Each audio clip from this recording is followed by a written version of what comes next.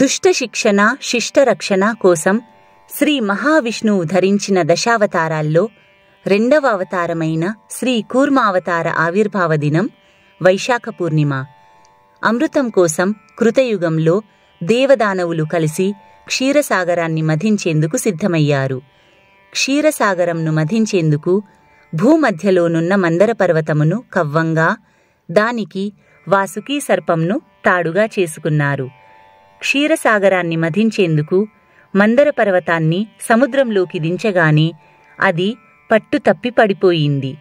పర్వతమును పైకి లేపేందుకు దేవదానవులకు పట్టు దొరకలేదు.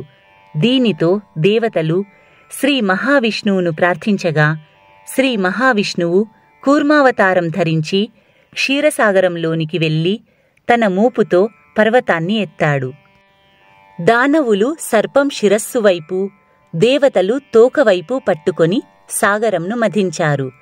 ముందుగా అందులో నుంచి హలాహలం పుట్టింది. అప్పుడు శివుడు హలాహలాన్ని తన కంఠంలో ధరించి 14 లోకాలను రక్షించాడు.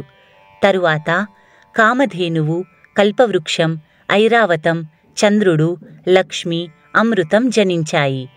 శ్రీ మహావిష్ణువు మోహినీ అవతారం ధరించి అమృతంను దేవతలకు పంచి వారు అమరత్వాన్ని పొంది దానవులపై విజయం సాధించేలా చేశాడు. ఈ విధంగా క్షీరసాగర మథనం కోసం శ్రీ మహావిష్ణువు శ్రీ కూర్మరూపాన్ని ధరించి చెడును త్రుంచి మంచిని పోషించాడు. కనుక ఈనాడు శ్రీ కూర్మస్వామిని స్మరించడం, పూజించడం, విష్ణు సహస్రనామ పారాయణం చెయ్యడం మంచి ఫలితాలను ఇస్తాయి.